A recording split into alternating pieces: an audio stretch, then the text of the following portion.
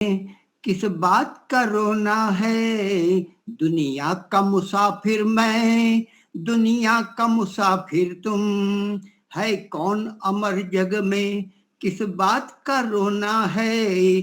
कोई आज विदा होगा, कोई कल चला जाएगा, ना मुझे ठहरना है ना तुझे ठहरना है, दुनिया का मुसाफिर में। किस बात की है उलझन, किस लिए उदासी है, एक एक पल जीवन का अनमोल खजाना है।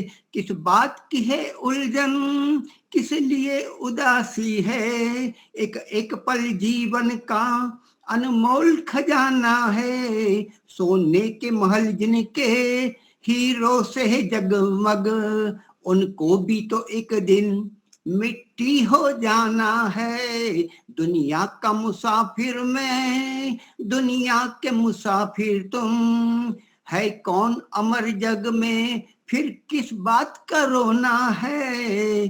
जीवन में नफरत से सदा दूर ही रहना तुम, कुछ और नहीं जीवन एक प्रेम तराना है। जीवन में नफरत से सदा दूर ही रहना, कुछ और नहीं जीवन एक प्रेम तराना है। रखो सबसे मुलाकातें, रखो सबसे अपनापन, यह सफर है कुछ पल का ठिकाना है। दुनिया का मुसाफिर मैं, दुनिया के मुसाफिर तुम, है कौन अमर जग में, किस बात का रोना है। खुशियां भी सबकी है, दुख दर्द भी सबके है, न दुखी अकेले तुम, न सुखी अकेले हम। खुशियां भी सबकी है, दुख दर्द भी सबके है, न दुखी अकेले तुम, न सुखी अकेले हम। किस सोच में डूबा है तू, किस लिए परेशान है, क्या लेकर आए थे, क्या लेकर जाना है। दुनिया का मुसाफिर मैं, दुनिया के मुसाफिर तुम, है कौन अगर जग में, किस बात का रोना है। कोई आज विदा होगा, कोई कल चला जाएगा, ना मुझे ठहरना है ना तुझे ठहरना है। धन्यवाद। वाह वाह मुनीजी, भजन बहुत सरस है, गाना सारा हो तो मजा शब्द सारा आता। चलो जी, अभी सुनेंगे हम अपने वक्ता श्रुति जी को। बहुत बहुत धन्यवाद। सभी आर्यजनों को सादर नमस्ते। नमस्ते बहन जी, नमस्ते। नमस्ते भाई साहब, सभी को सादर नमस्ते। दीपालिका जी, एक भजन और या पंक्ति आप भी सुनाया कीजिए, अच्छा लगेगा। आज मुनि जी ने बहुत सुंदर पंक्तियां सुनाई हमारे समक्ष, और सत्य सुनाया, बिल्कुल सत्य। दुनिया में मुसाफिर ही हैं हम, सब ने छोड़ के चले जाना है। वो एक पंक्ति मुझे भी ध्यान आ रही है जब बात पे बात चलती है, तो हम भी चले जाएंगे, तुम भी चले जाओगे, विधि की विधना से कैसे बच पाओगे। सच में विधि की विधना जो परमपिता परमात्मा ने बनाई है, इस सत्य से हम दूर नहीं हो सकते हैं। तो ये हमारे लिए एक प्रेरणादायी बात है कि हम इस संसार में मुसाफिर बन के आए हैं और चले जाना है। मैं तो आज कहूंगी कि हमारे आदरणीय मुनि जी जो हैं मुसाफिर, तो क्या मैं तो कहूंगी ऋषि दयानंद के सिपाही हैं, जो उनके बताए वेद मार्ग पर चल रहे हैं और हमें भी चला रहे हैं। तो बहुत सुंदर। इससे पूर्व मैं अपने विचार रखूं, हम बाद में आदरणीय लीला माता जी के विचारों को भी सुनेंगे, जिनका आशीर्वाद सदा हमारे ऊपर बरसता रहता है। और आदरणीय माता जी ने भी बड़ा सुंदर ईश्वर भक्ति का भजन सुनाया, संतोष माता जी ने भी, और उसके बाद ऋषि दयानंद जी का भी हमने भजन सुना। दोनों ही भजन बहुत उत्तम थे। तो हम कह सकते हैं इस जीवन को यदि हमने प्राप्त किया है, तो इस जीवन में केवल और केवल सत्य ही बोले, हम सत्य से हम दूर ना हो। जैसे ऋषिवर देव दयानंद जी हमेशा सत्य ही बोलते थे, और उनके विषय में कहा जाता था कि सत्य के पुजारी दयानंद। तो थोड़ा सा मैं इस विषय में पढ़ रही थी मुनि जी कि ऋषि दयानंद जी अपने युग की महान विभूति थे, ये हम सब जानते हैं। उनके व्यक्तित्व में तेजस्विता, ओजस्विता, अखंड ब्रह्मचर्य, अपूर्व क्रांति, योगानुभूति, चुंबकीय प्रभाव था। ऐसे ऐसे गुण थे जिनको व्याख्या करना हमारे बस की बात नहीं है। भीष्म पितामह के बाद उनसे बड़ा कोई ब्रह्मचारी नहीं हुआ। जगत गुरु शंकराचार्य के पश्चात उनसे बड़ा कोई विद्वान नहीं हुआ। वो सत्य के पुजारी थे, सत्य के लिए ही जिए और सत्य के लिए ही उन्होंने अपने प्राणों की आहुति दे दी। उन्होंने सत्य के विरुद्ध कभी समझौता ही नहीं किया और कोई प्रलोभन उनको सत्य के मार्ग से डिगा नहीं सका। इसलिए हम कहते हैं कि सदैव सत्य बोलो। शायद बचपन से ही हम सुनते आ रहे हैं कि सत्य से बड़ी कोई बात नहीं है, हमेशा सच ही बोलो, चाहे कितनी भी आपको हानि उठानी पड़े, सत्य का साथ दो। और सत्य की रक्षा के लिए उन्हें कई बार, क्या 17 बार 18 बार जहर उनको पीना पड़ा, हम सब जानते हैं। और उनको हम जीवित शहीद कह सकते थे। सत्य की ये जागनी में उन्होंने अपना सर्वस्व होम निछावर कर दिया। और मूर्ति पूजन के खंडन ना करने के लिए उन्हें, जो कहते हैं ना, एक प्रलोभन दिया गया धन ऐश्वर्य का, कि आप इन बातों को कहना छोड़ दीजिए, मूर्ति पूजा की बातों को या खंड की ये बातें कहना आप छोड़ दीजिए। उनको ऐसे से प्रलोभन दिए, ऐसे धन ऐश्वर्य के लालच दिए गए, परंतु वो निराला तपस्वी योगी हमारा अपने ध्येय से टस से मस ना हुआ। अरे हम कुछ प्रेरणा क्यों नहीं लेते उनके जीवन से? काशी के विद्वानों ने उनको लालच दिया कि आप यदि हमारा साथ देंगे तो आपको हाथी पर सवारी पे बिठाकर आपको अभी हम अवतार घोषित कर सकते हैं। परंतु सत्य के उद्धारक ऋषिवर देव दयानंद जी अपने संकल्प से किंचित भी विचलित नहीं हुए। सत्य के प्रकाश के लिए उन्होंने सत्यार्थ प्रकाश की रचना करी। संसार की आंखों पर पड़ी अज्ञानता, अंधकार की जो बातें थी, असत्य की बातें थी, पाखंड की बातें थी, उनकी पट्टी खोलकर सबको सत्य का मार्ग उन्होंने दिखाया। उनका संकल्प था ऋतम वदिष्यामि सत्यम वदिष्यामि। और जब इस व्रत को लेकर घर से वो निकले, उन्होंने इस व्रत को निभाया। वो सच्चे शिव की खोज में निकले, उन्होंने शिव के सत्य रूप को जाना और संसार को बताने का प्रयास किया और बताया भी उन्होंने। आज हम किस ओर जा रहे हैं? आज भी हम अगर मोबाइल को खोलते हैं, फेसबुक को, या कुछ ऐसे ऐसे बाबा, ऐसे ऐसे अंधविश्वास की बातें हमारे समक्ष आती हैं जो हमारे को असत्य की राह दिखा रही हैं। आंखों पर पट्टी हमारे दोबारा बंधती जा रही है, फिर हम इस पाखंड के इसमें डूबते जा रहे हैं। अरे वो पुण्य आत्मा हमारे जीवन में नई रोशनी लेकर आया था, अवतार हमारे जीवन में सत्य के प्रकाश का जो मार्ग, जो पाखंड, आडंबर, रूढ़ियां, रीतियां थी, अवतार, पीर, पैगंबर, मसीहा, महंत जितने भी आए, तर्क, प्रमाण, युक्ति से उन्होंने उनको परास्त कर दिया। सत्य में जते के अमर वाक्य को उन्होंने जीवित रखा। आज हम कई स्थानों पर सत्य बोलने से डरते हैं कि हमारे ऊपर बात ना आ जाए। हमेशा सत्य का ही साथ दीजिए, आपकी ही विजय होगी, इस बात का ध्यान रखिए। आर्य समाज के नियमों में उन्हें सत्य को 5 बार दोहराया। उनकी दृष्टि में सत्य सर्वोपरि था। वो संसार के वैदिक सनातन जो धर्म को पुनः प्रसारित करने आए थे।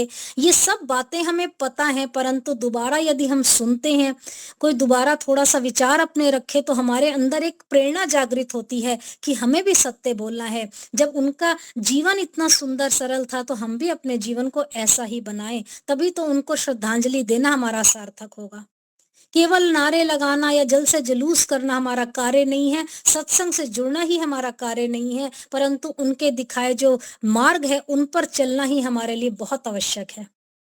और सत्य की स्थापना के लिए उन्होंने कितनी बार ईंट पत्थर, गालियां खाई, धक्के खाए, और इस भूली भटकी मानव जाति को रास्ता दिखाने के लिए संसार में वो आए थे। सदा सत्य के उपदेशक थे। वो दिखावे के लिए नहीं आए थे संसार में। उनके जीवन में, व्यवहार और उनके कथन में हमेशा सत्य ही विराजमान था।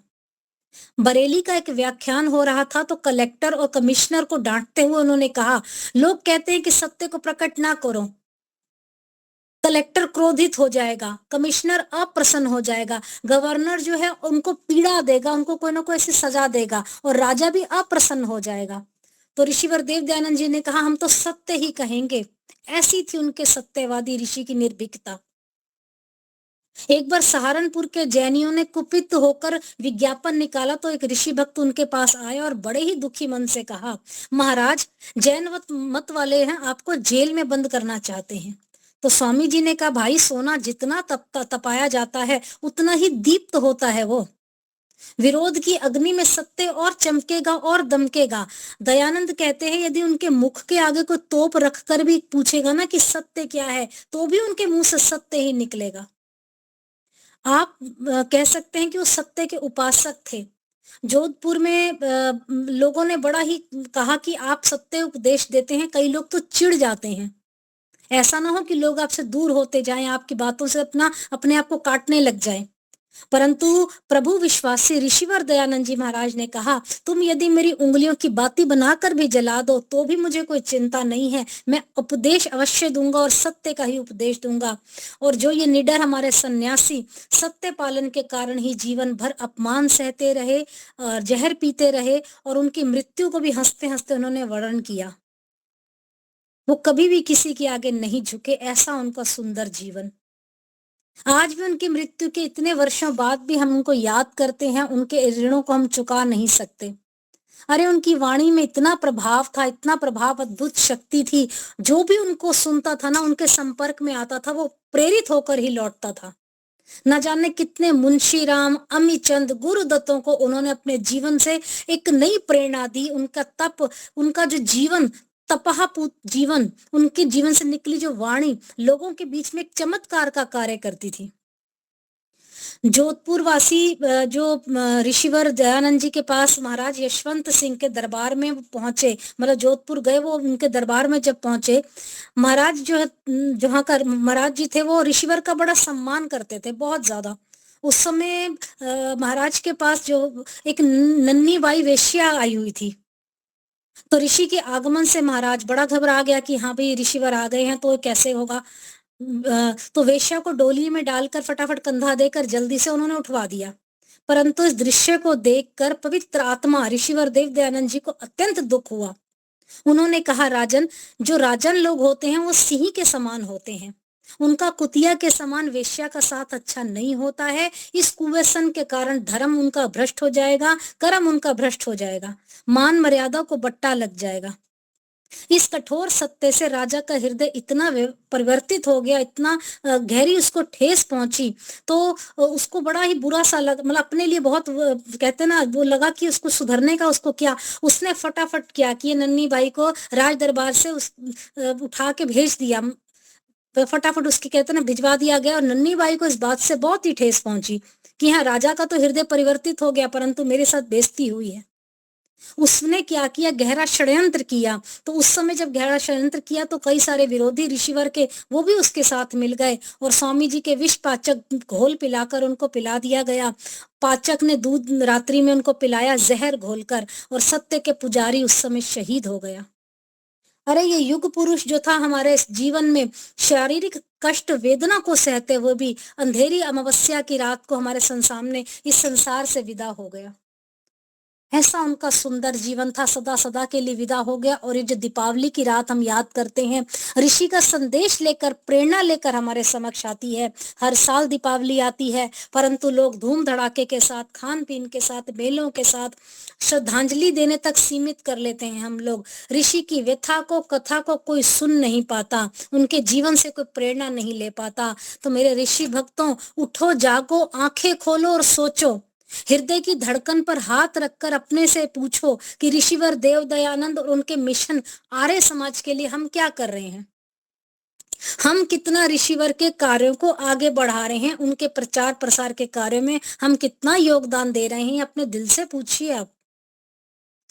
अब जो हमने मंदिर बनवाए हैं, कुछ ऐसे भी हैं हमारे, कोई मंदिर बने हुए हैं, आर्य समाज हैं, जो स्कूल बने हुए हैं, हमने, जो हमारे आर्य समाज है, उनको हमने ये शादियों के लिए, बारात घर के लिए, स्कूल के लिए, दुकान के लिए उनको स्थान दे दिया, औषधालय वहां खोल दिया। कोने में हमने क्या किया है, एक तरफ रख दिया उनके वेद प्रचार के कार्यों को।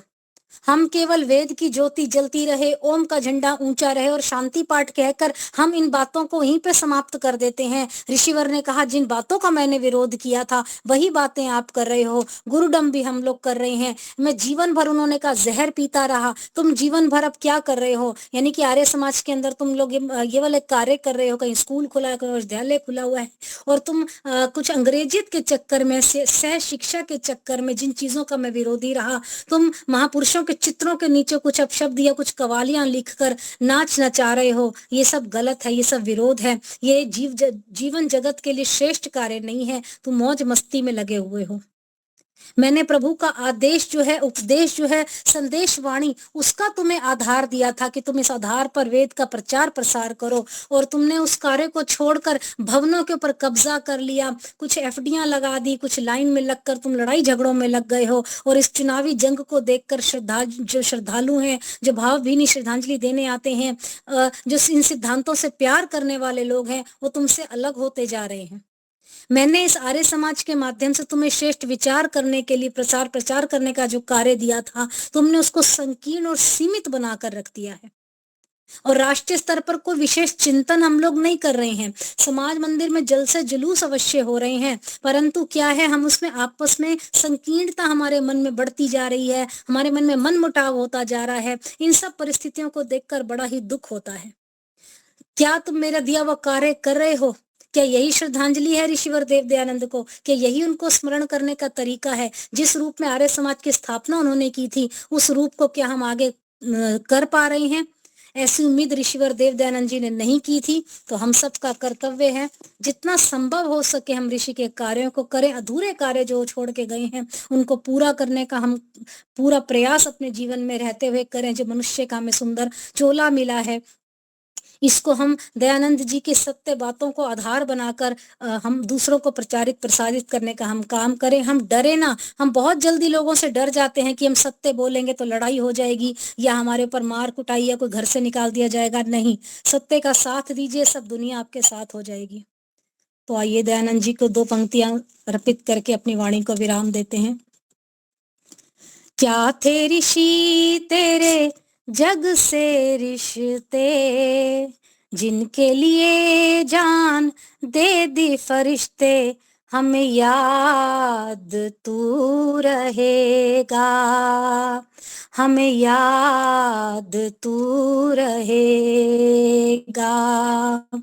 क्या थे ऋषि तेरे जग से रिश्ते, जिनके लिए जान दे दी फरिश्ते, हमें याद तू रहेगा, हमें याद तू।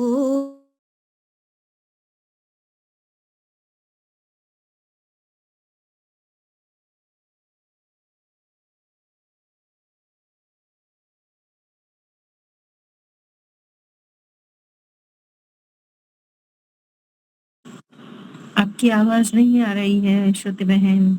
हाँ जी, हाँ जी। कौन था तू? ओके, हाँ जी, अब आ रही आवाज? हाँ जी। हाँ, कौन हाँ, था तू अब भी तक, कौन था तू अब तक भी भूले ना पहचान सके, आ भी गया आके गया वो तुझको ना जान सके। तेरा नाम भूले ना, हमें याद तू रहेगा, हमें याद तू रहेगा।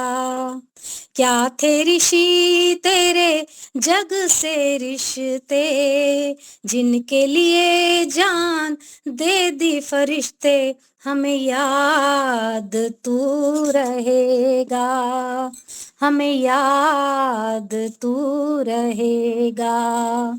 जिनके लिए गम थे सहे लेते रहे, जान डर न सके, जहर से बढ़ कर के एहसान कोई कर न सके, तेरा नाम भूले ना, हमें याद तू रहेगा, हमें याद तू रहेगा। इतने सहे अपने पर गम तू और के सह न सका, रहम का तू देवता था, उफ का कातिल से कह न सका, तेरा नाम भूले ना, हमें याद तू रहेगा, हमें याद तू रहेगा। क्या थे ऋषि तेरे जग से रिश्ते, जिनके लिए जान दे दी फरिश्ते, हमें याद तू रहेगा, हमें याद तू रहेगा। बहुत बहुत धन्यवाद मुनि जी, दीपालिका जी, आप सभी का धन्यवाद। आपका भी धन्यवाद, बहुत अच्छा। बहुत अच्छा, ईश्वर बहुत कहीं पर पहुंचाया आपको। बहुत सुंदर, बहुत सुंदर। अपने आज के दूसरे वक्ता है लीलाबेन जी, उनको मैं आमंत्रित करता हूँ, प्रारंभ करें।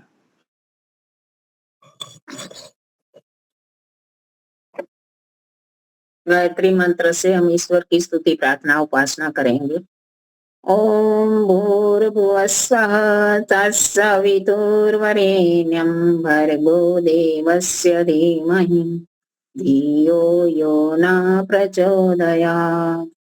सबका रक्षक, जगत के सब जीवों का आधार, जो प्राणों से भी प्रिय और स्वयंभू है, जिसके संसर्ग से संसार के सारे प्राणी सभी क्लेश और दुखों से मुक्त हो जाते हैं, जो नानाविध जगत में सर्वत्र व्यापक होकर सबका पालन और पोषण करता है, सकल जगत का उत्पादक, सब ऐश्वर्यों का दाता, जिसकी प्राप्ति में सभी की सब आशाएं एवं अभिलाषाओं की पूर्ति है, उस पवित्र परमात्मा के पवित्र तेज को हम अपने हृदय में धारण करते हैं। वो परमात्मा हमारी बुद्धियों को निकृष्ट मार्ग से निवृत्त करके उत्कृष्ट मार्ग की ओर प्रेरित करे। आदरणीय मुनि जी, संचालिका बहन दीपालिका जी, धर्म प्रेमी सज्जनों, वंदनीय मातृशक्ति। अभी अभी हम श्रुति बेन से महर्षि दयानंद की जीवन गाथा के बारे में बहुत ही सुंदर चर्चा सुन रहे थे।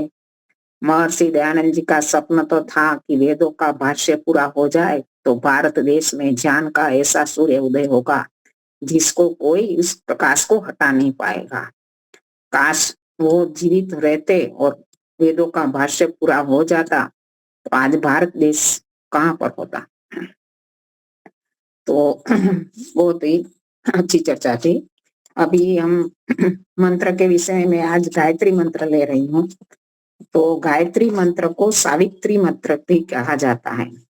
सावित्री उनका देवता है, इसलिए सावित्री यानी ईश्वर का ही नाम है।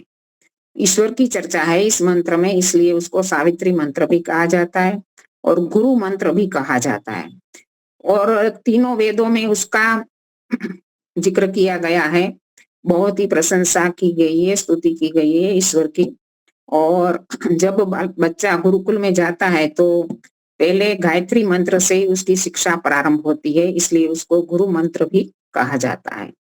ऐसे गायत्री छंद है, जो वेदों के मंत्र की रचना हुई, इसमें अलग अलग छंद होते हैं। तो इस मंत्र का छंद है गायत्री छंद।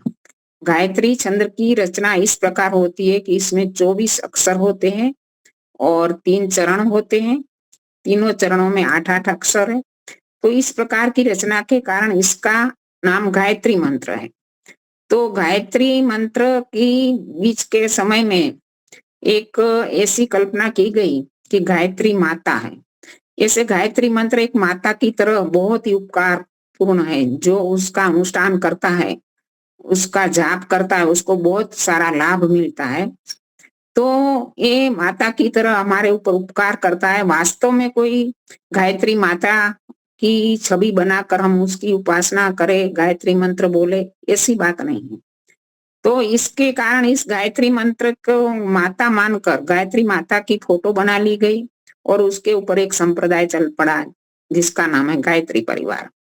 तो एक गायत्री मंत्र वास्तविकता हम देखें तो इस प्रकार की है कि गायत्री मंत्र गायत्री छंद के कारण है और माता के समान उपकार होने के कारण उसको हम गायत्री माता कह सकते हैं। वास्तव में कोई ऐसे माता का ये नहीं है, वो तो शब्द है। तो गायत्री मंत्र के बारे में देखें तो हमारे ऋषि बड़े तपस्वी होते, वो अपनी साधना में अपनी समाधि अवस्था में जो ज्ञान प्राप्त करते थे वो संसार के सामने प्रकाशित करते थे। तो हमारे ऋषियों ने एक सत्य सनातन सत्य खोज निकाला कि यत ब्रह्मांडे तत् पिंडे, जो ब्रह्मांड में है ये पिंड हमारे शरीर में भी है। तो ब्रह्मांड क्या है? तो ब्रह्मांड में तो ऐसे हम चर्चा भी होती है कि भूलोक है, पृथ्वी लोक है, अंतरिक्ष है, ये सारा ब्रह्मांड है। तो इन सारे लोकों में जो परिस्थिति रहती है, जो कल भी शांति पाठ की मंत्र की चर्चा रखी थी हमारे सामने स्वामी जी ने कि ध्रुव में शांति हो, अंतरिक्ष में शांति हो, पृथ्वी लोक में शांति हो, सब जगह जो अच्छी व्यवस्था बनी रहे, परम पिता परमात्मा ने सृष्टि में जो व्यवस्था बनाई है वो ठीक प्रकार से बनी रहे, तो हमारे शरीर में भी इसका प्रभाव रहेगा और हमारा शरीर भी ठीक रहेगा, हमारा स्वास्थ्य भी ठीक रहेगा। तो इस बात को लेकर हमारे ऋषि मुनियों ने एक अद्भुत साधन बताया, वो था यज्ञ, कि यज्ञ के माध्यम से हम ब्रह्मांड में भी शांति रख सकते हैं और हमारा शरीर भी स्वस्थ रह सकता है। तो यज्ञ जो साधन बताया इसमें कहा गया कि लोक और परलोक को सिद्ध करने वाला, लोक और परलोक में सुख देने वाला साधन है तो यज्ञ है। जैसे लोक में तो हम कहते हैं ना कि पृथ्वी जल वायु आदि जो भी शुद्धि रहती है तो हमारा शरीर स्वास्थ्य ठीक रहेगा, तो इस लोक में भी हमें सुख मिलेगा और परलोक में हमें सुख यज्ञ के माध्यम से कैसे मिलेगा। तो इसके बारे में हमारे ऋषियों ने बताया कि जो भी क्रिया हम करते हैं उसका हमारे चित्त पर संस्कार बन जाता है, वो संस्कार हमें दूसरी योनि में ले जाता है। हमारे कर्म भी होते हैं और हमारे संस्कार भी हमारी दूसरी योनि में निमित्त बनते हैं। तो जो हम स्वाहा स्वाहा करके गायत्री मंत्र में कि जो गायत्री मंत्र के माध्यम से यज्ञ दूसरे भी मंत्र हैं सारे उसके माध्यम से यज्ञ में आहुतियां देते हैं, तो हमारे अंदर जो एक संस्कार बनता है, जितनी हमारी विश्वास दृढ़ है, हमारी श्रद्धा है और हमारी रुचि है, तो एक पवित्र कार्य करते हुए हमारे जो संस्कार बनेंगे वो संस्कार हमें दूसरी योनि में ले जाएंगे, दूसरे माता पिता के घर ले जाएंगे, दूसरे स्थान में हमारा ऐसे स्थान में जन्म होगा जहां हमें यज्ञ करने का आगे मौका मिलेगा। तो ये हमारा परलोक भी सुधार देता है। यज्ञ क्या है? हमारा संस्कार बनाकर हमारा परलोक भी सुधर जाता है और इस लोक भी सुधर जाता है। और हमारे ऋषियों ने लोक और परलोक को सुधारने का दूसरा साधन बताया, गायत्री मंत्र। गायत्री मंत्र के बारे में ऐसा बताया गया है कि महाभारत के अंदर अनुशासन पर्व में महाराजा युधिष्ठिर ने भीष्म पितामह को एक प्रश्न पूछा कि इस ऐसा वेद में कौन सा मंत्र है कि जिसको हम चलते फिरते उठते बैठते आसानी से उसका पाठ कर सके, उसका जाप कर सके और किसी भी स्थान में और किसी भी समय उसका हम पाठ कर सके, और वो मंत्र ऐसा हो कि जो हमें सुख शांति और आनंद देने वाला हो, तो और हो भी वेदानुकूल। तो वेद में तो 20,000 से ऊपर मंत्र हैं। तो उसी समय भीष्म पितामह जी ने बताया, झट से बता दिया कि गायत्री मंत्र, गायत्री मंत्र का जाप करने से अवश्य ही बहुत बड़ा फायदा होता है। ऐसे हमारे महापुरुषों ने हमारे विद्वानों ने भी बताया है कि गायत्री मंत्र का जाप करने से बहुत अच्छा लाभ होता है। हाँ, उसका जाप किस प्रकार से किया जाए ये अलग बात है, लेकिन गायत्री मंत्र का अनुष्ठान करने से जाप करने से हमें बहुत सारी फायदा होता है, ऐसी बात बताई गई। तो आज हम थोड़ा सा इस गायत्री मंत्र पर विवेचन करेंगे। तो गायत्री मंत्र की शुरुआत होती है ओम शब्द से। ओम भूर्भुवः स्वः। ओम परम पिता परमात्मा का मुख्य और निज नाम है, ऐसा हमारे शास्त्रों में कहा गया। मुख्य नाम ओम है और परम पिता परमात्मा के महर्षि दयानंद जी ने भी बताया है सत्यार्थ प्रकाश के प्रथम समोल्लास में कि परमात्मा के अनेक नाम हैं। जो अनेक नामों में से मैं केवल 100 नामों की व्याख्या कर रहा हूं, क्योंकि ईश्वर के गुण, कर्म और स्वभाव के अनुरूप उसके नाम गिनाए जाए तो अनेक नाम बन सकते हैं। तो इसमें ओम नाम है जो परमात्मा का मुख्य नाम है।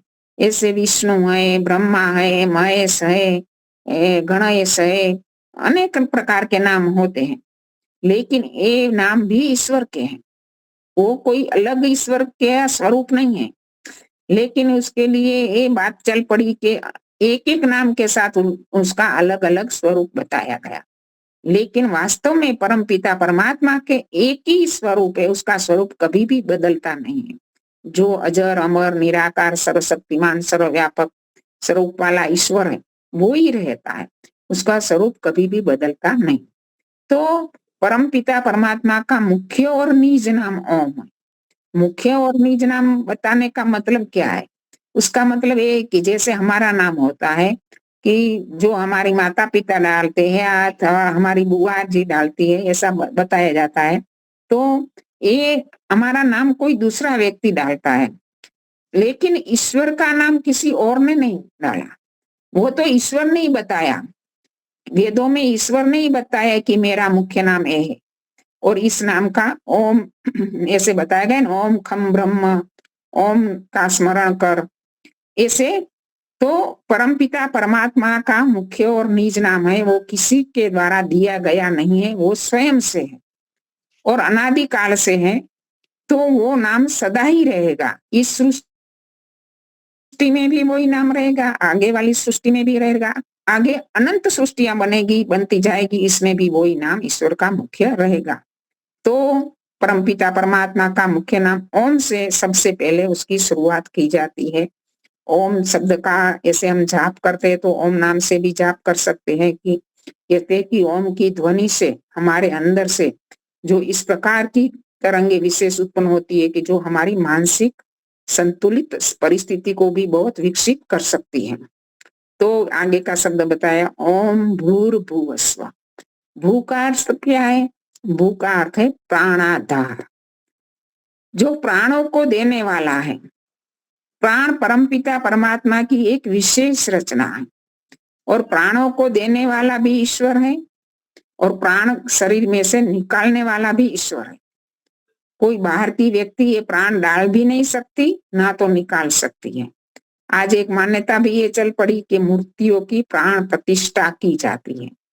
तो प्राण प्रतिष्ठा यानी जब व्यक्ति के जीवन में, उनके शरीर में जब तक प्राण रहते हैं तब तक हम देखते हैं कि उनमें क्रियाएं होती है, चेष्टाएं होती है, देखना होता है, सुनना होता है, चखना, सब क्रियाएं जो आत्मा करता है शरीर में रहते हुए, प्राण के होते हैं तब तक। जैसे ही आत्मा निकलती है और प्राण आत्मा के साथ ही निकल जाते हैं, इसलिए हम कहते हैं कि उसने प्राण त्याग दिया, प्राण त्याग दिया। तो ये प्राण शरीर से निकालने वाला भी ईश्वर है। दूसरी योनि में जब आत्मा को भेजता है तो आत्मा के साथ प्राण भी चले जाते हैं। प्राण उनके आत्मा के सेवक है, क्योंकि प्राणों के माध्यम से ही हमारी आत्मा शरीर से कार्य ले सकती है। ये परमपिता परमात्मा की अद्भुत रचना है हमारे शरीर के अंदर बनाई हुई। इस पर जब हम विचार करते हैं, हमारे विद्वान बताते हैं कि 5 प्रकार के प्राण हैं, प्राण, अपान, व्यान, उदान और समान। पांचों प्राण के अलग अलग विभाग है और अलग अलग काम करते हैं। तो हमें इतना ये विलक्षण बुद्धिमत्ता वाला परम पिता परमात्मा की रचना लगती है कि ये किस प्रकार से अद्भुत कार्य हमारे शरीर के अंदर हो रहा है। प्राणों के माध्यम से परमपिता परमात्मा करवा रहा है। प्राणों को बनाने वाला, प्राणों को शरीर में डालने वाला, प्राणों को चलाने वाला भी ईश्वर है, इसलिए उसका नाम भू है। तो प्राण में मुख्य प्राण है प्राण। सबसे पहला उच्चारण किया प्राण, तो प्राण क्या है? तो प्राण मुख्य प्राण है और दूसरे सारे प्राणों की अलग अलग कार्यों में नियुक्ति करने वाला मुख्य अधिष्ठाता मुख्य प्राण है। तो ये मुख्य प्राण क्या करता है? मुख्य प्राण का काम है आंखों से देखना, कानों से सुनना, जीवा से चखना, नाक से सूंघना, जो हमारे मस्तिष्क के हमारे चेहरे पर जो भी इंद्रियां हैं उससे जो भी कार्य हो रहा है वो मुख्य प्राण के माध्यम से हो रहा है। और दूसरे नंबर के प्राण अपान प्राण। अपान प्राण का क्या काम है? उसको किस कार्य में नियुक्ति की गई? तो उसकी नियुक्ति की गई है कि मल जैसे गुदा से मल का निष्कासन होता है, उपेश मूत्र आदि का निष्कासन होता है, तो ये सारा अपान प्राण का काम है। तो ये प्राण का स्थान है नाभि से पांव तक का जो कार्य होता है, मल मूत्र निष्कासन आदि का, रज और वीर्य आदि का निष्कासन का जो भी कार्य होता है, गर्भ का निष्कासन आदि जो भी काम होता है वो अपान प्राण के माध्यम से होता है। तो ये अपान प्राण है। प्राण अपान समान प्राण। समान प्राण क्या कार्य है? समान प्राण जो भी हम खाते हैं, जो भी अन्न खाते हैं, फल फूल जो भी खाते हैं वो हमारे पेट में जाता है और पेट के अंदर जठराग्नि के अंदर जो उसका रस बनता है, रस में से रक्त रक्त मांस अस्थि मेद अस्थि मज्जा जो भी ये 7 धातुएं बनती है वो बनाने का काम समान प्राण का है। ऐसी बाहर कोई फैक्ट्री नहीं लगी कि उसमें हम ऐसे रोटी डाल दे तो इसमें से रक्त बन सके।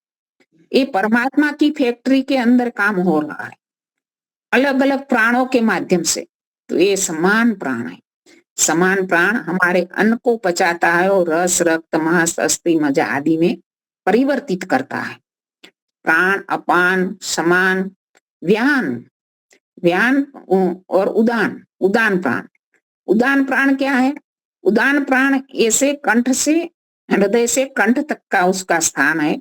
तो ये उदान प्राण है ने, इसमें उल्टी होती है, वमन आदि होता है, कभी हेडकी आती है, ऐसे अंतरस भी आती है। और एक उदान प्राण का महत्वपूर्ण काम है कि वो जब जीवात्मा शरीर छोड़ता है तब जीवात्मा को इस शरीर में से निकाल करके दूसरे शरीर में ले जाने वाला भी उदान प्राण है। और चौथा 5वां प्राण है व्यान।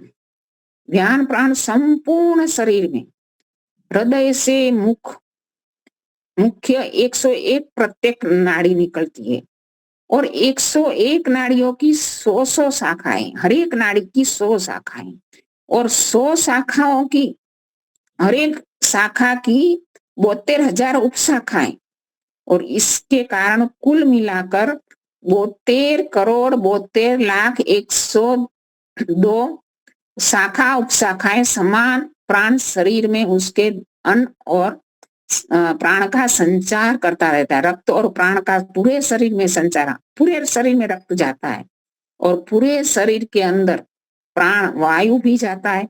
तो ये सारा काम व्यान प्राण करता है। तो ये प्राणों की अद्भुत रचना करने वाला ईश्वर है। इसलिए ईश्वर का नाम क्या है? भू, जो प्राणाधार है, प्राणों को देने वाला, प्राणों को चलाने वाला, प्राणों को शरीर से निकालने वाला है। इसलिए ईश्वर का नाम भू है। और आगे का नाम है भूः। ओम भूर्भुवस्सुः। भूः का अर्थ है दुख हरता। ईश्वर हम कैसे हैं? हमारी आत्मा कितनी अल्पज्य है, कितनी अल्प शक्तिमान है। और इसका कद देखे तो कद के हिसाब से तो हमारी आंखों की दृष्टि से देखी भी नहीं जाती। कोई की जीवात्मा जब शरीर में से निकलती है तो आसपास बैठे हुए स्वजन उसको देख ही नहीं पाते, बिल्कुल निराकार तो है ही, इतनी सूक्ष्म, इतनी अणु स्वरूप है और इतनी सूक्ष्म जीवात्मा अल्पज्य है। तो इस अल्पज्य जीवात्मा को जो यदि ईश्वर हमें इस सूक्ष्म शरीर, स्थूल शरीर आदि शरीर देकर इस संसार में ना भेजता तो क्या हम कुछ भी कर पाते थे? कुछ भी नहीं कर पाते। इतने अल्पज्य, इतने अल्प शक्तिमान। और परम पिता परमात्मा ने तो क्या नहीं दिया हमें? परम पिता परमात्मा ने हमें इस शरीर दिया, शरीर में 5 विषय के लिए इंद्रियां दी, उसका ज्ञान ग्रहण करने की हर एक में अलग अलग कार्य दिया उनको। आंख को देखना है, कान को सुनना है, जीवा को चखना है, नाक को सूंघना है। अलग अलग इंद्रियों का अलग अलग काम और अलग अलग विषय संसार में उपस्थित कर दिए। हे प्रभु, अद्भुत रचना है। सृष्टि के बाजार को श्रृंगार कर उसमें अनेक प्रकार की वृक्ष, वनस्पतियां, फल फूल और गौओं के दूध जैसे स्रवित हो रहा है। और ऐसे वसंत ऋतु में चैत्र मास में गुड़ी पड़वा जब हम मनाते, उसी दिन मनुष्यों की उत्पत्ति की कि परमात्मा के घर में एक अतिथि के रूप में आए हुए हैं। परमात्मा ने हमारे लिए क्या नहीं किया। तो परमात्मा हमारा दुख हरता है, तो क्या हमें भी दुख हरता बनना चाहिए। परमात्मा को धीमहि धारण करना है। तो कैसे धारण किया जाएगा? परमात्मा के गुणों को धारण करके हम उसको धारण कर पाएंगे। परमात्मा का गुण भू है, प्राणों की रक्षा करना है। तो क्या हम किसी के प्राणों की रक्षा करते हैं? आजकल तो कितने पशुओं को, निराहारी पशुओं को काट दिया जाता है, उनके प्राण हरण कर दिए जाते हैं। ये सृष्टि नियम विरुद्ध बातें हो रही है, परमात्मा के नियम से विरुद्ध कार्य हो रहा है।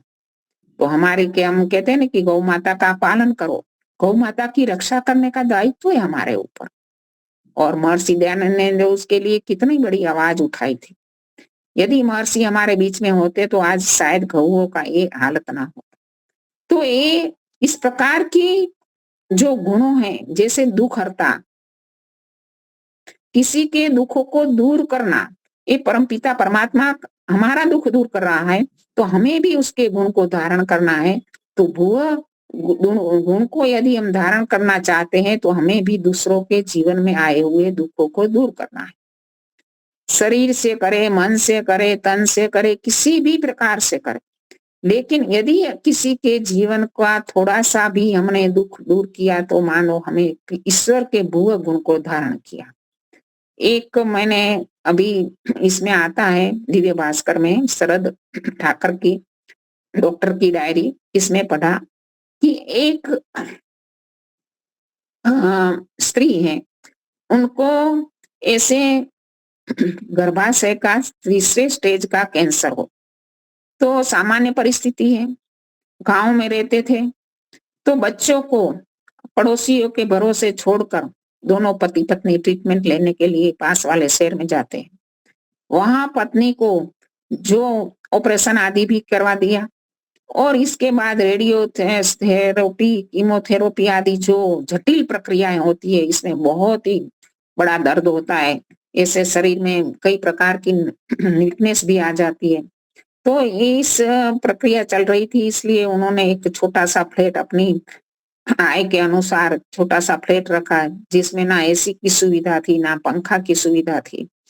और पत्नी प्रतिदिन अपने पति से कहती रहती थी कि मुझे तो मर जाना है, जीना ही नहीं है, ये शरीर में बहुत पीड़ा है।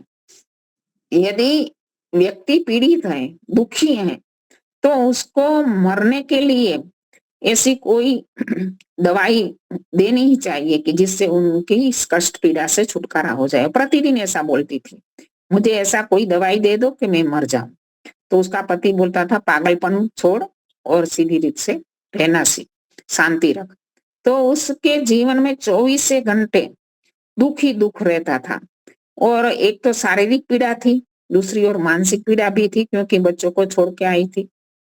तो उसके एक ही घंटा ऐसा होता था 24 घंटे में कि पास वाले फ्लैट में एक दक्षिण भारतीय युवक रहता था। वो प्रतिदिन सुबह में कोई स्तोत्र का पाठ करना था। संस्कृत में कुछ श्लोक, स्तोत्र आदि होते, उसका सस्वर पाठ करता था। वो पाठ सुनती थी, उसी समय 1 घंटा उसकी बहुत ही आनंद में जाता था। और 15 दिन से काम प्रतिदिन उसको बहुत ही अच्छा 1 घंटा लगता था, उसकी प्रतीक्षा में पड़ी रहती थी। तो उसके पति को लगा कि ये उनका धन्यवाद मुझे करना चाहिए। तो एक दिन उनके पास गया, उनके घर पे गया और कहा कि आपका बहुत बहुत धन्यवाद है, क्योंकि आप जो संस्कृत में ये श्लोक स्तोत्र आदि बोलते हैं ना, इससे मेरी पत्नी को बहुत मानसिक रूप से बहुत ही शांति मिलती है। तो उसने बताया कि आप प्रतिदिन ये करते रहिए तो आपका बहुत बहुत शुक्रिया।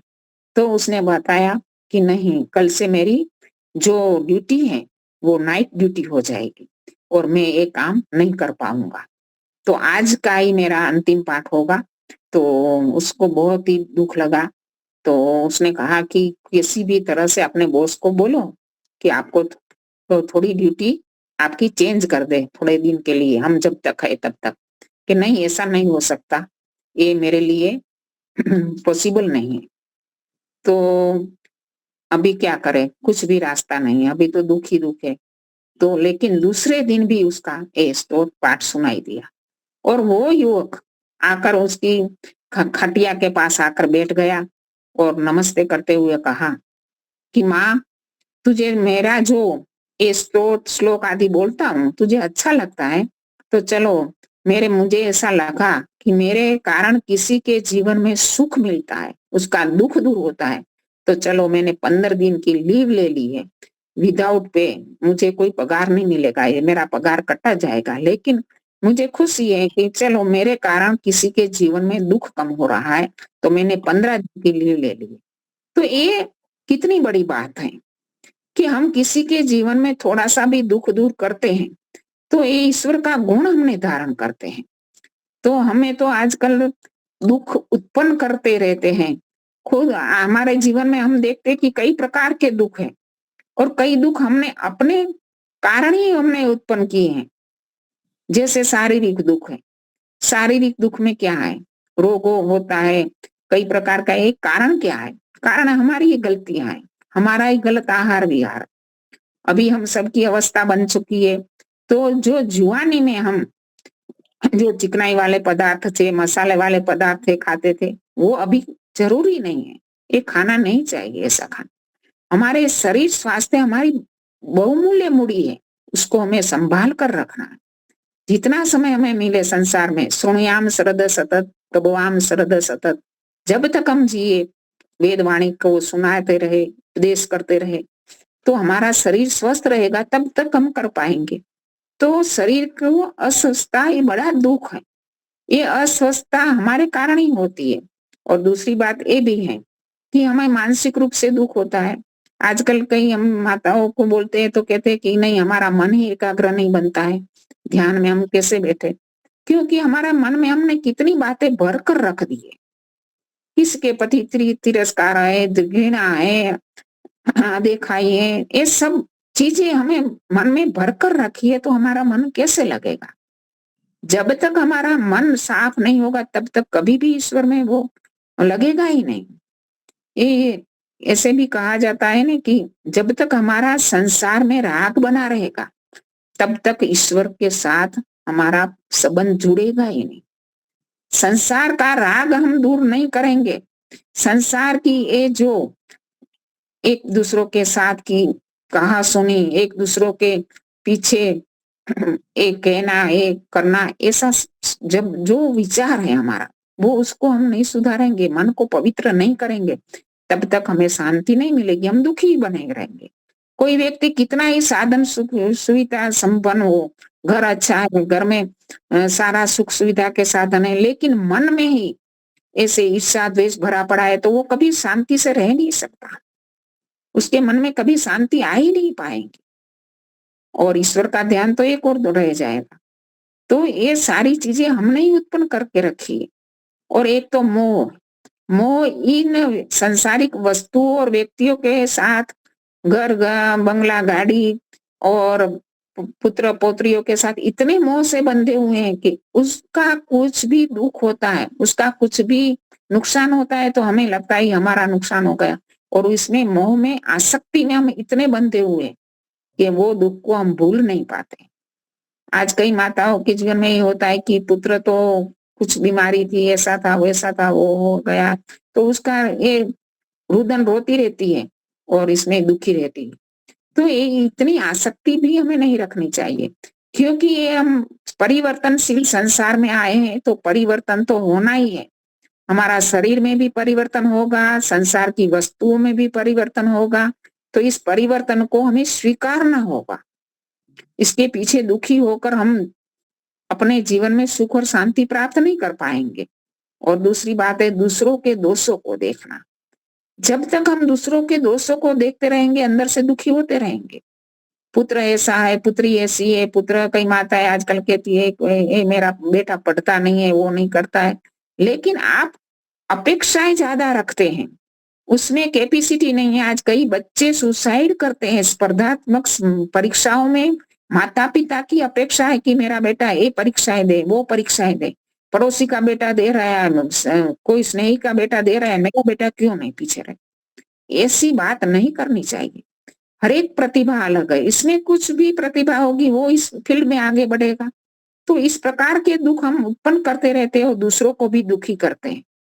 तो परमात्मा के भुव गुण को यदि हमें धारण करना है तो हमारे वर्तन से, हमारे व्यवहार से, हमारी वाणी से हम दूसरों के साथ ऐसा व्यवहार करें कि जो हमें सुख देने वाला हो। आज हम व्यक्तियों के साथ अच्छा व्यवहार करते हैं मान लो, लेकिन सामने वाला व्यक्ति अच्छा व्यवहार नहीं कर रहा हमारे साथ, तो हमें हमारा दूसरा व्यवहार उसके प्रति ऐसा ही हो जाएगा। ऐसा नहीं करना चाहिए। हमें सोचना चाहिए कि वो अपनी समझ और सोच के अनुसार करता है, मुझे अपनी समझ और सोच के अनुसार करना है। तो हम अपनी समझ और सोच को यदि शुद्ध और ऊंच रखेंगे तो सामने वाले को, व्यवहार को भी, सामने वाले व्यक्ति को भी लगेगा नहीं मेरी गलती है, मुझे ऐसा नहीं करना चाहिए। यदि हमारी समझ और सोच उनके अनुसार ढल गई तो हम भी नीचे गिरेंगे और वो तो गिरा हुआ है ही। यदि हम अपनी समझ और सोच के अनुसार बने रहेंगे तो उसको भी सुधार पाएंगे। तो इसी प्रकार के मानसिक दुखों को भी हमें दूर करना चाहिए।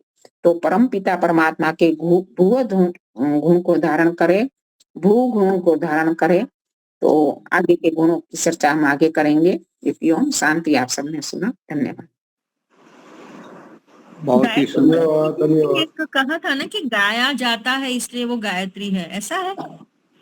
हाँ, कई बोलते हैं, लेकिन वास्तव में तो गायत्री छंद में, ये सादी भाषा में बोलते हैं कि गाया जाता है इसलिए गायत्री। अभी किसने पूछा था? मैं हमारे ग्रुप में ही पूछा था, मेरे ख्याल से भाग्येश जी ने पूछा था, है ना? हरीश भाई ने बताया था फिर।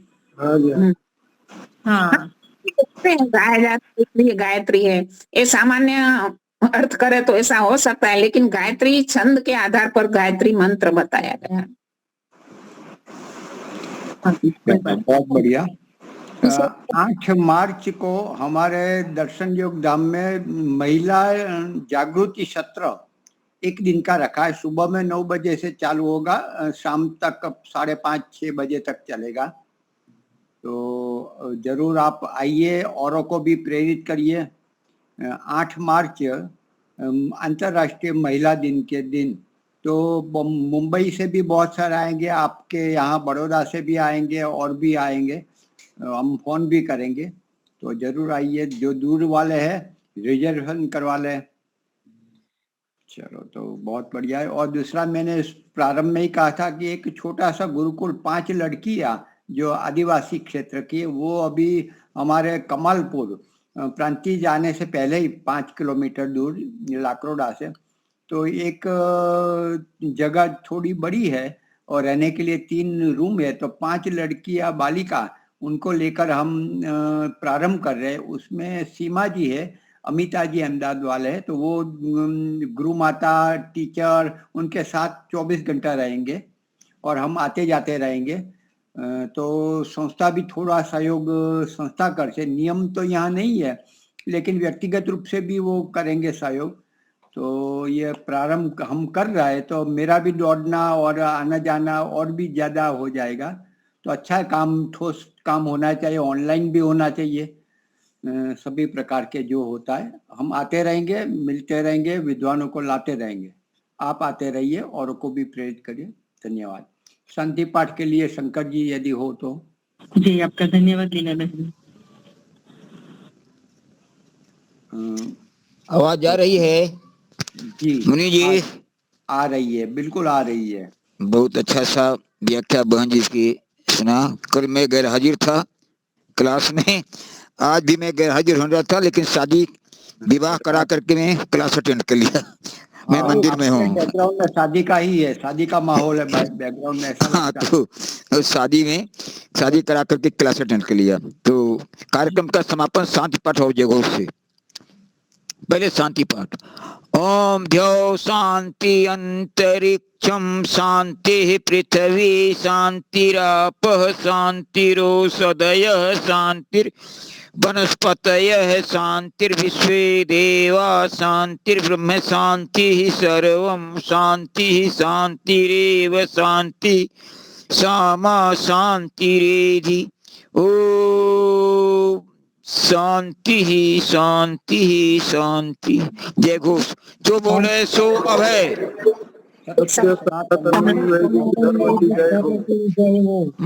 मर्यादा पुरुषोत्तम भगवान रामचंद्र की जय हो।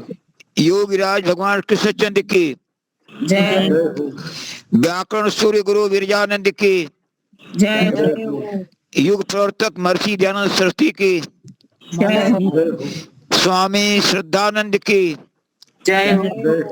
भारत माता की जय हो। गौ माता की देश के अमर शहीदों की जय हो। वेद की ज्योति ओम का झंडा आर समाज सत्यार्थ प्रकाश घर घर पहुंचाइए। प्रणव ध्वनि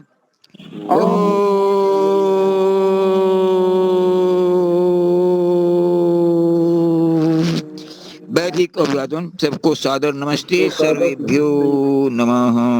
सादर नमस्ते, धन्यवाद। कार्यक्रम उदयपुर में बहुत अच्छा हो गया। जो महर्षि दयानंद और वीर जो हमारे शहीद थे उनकी मूर्तियां बिल्कुल जैसे हम है वैसे इतनी ही साइज की वैसे ही रखा है। आप पहचान नहीं सकते कि ये आदमी है या मूर्ति है। तो इस प्रकार की वो मूर्ति का अनावरण किया गया। हम गत 6 मास पहले गए थे, तब हमने बंद रहा था। तो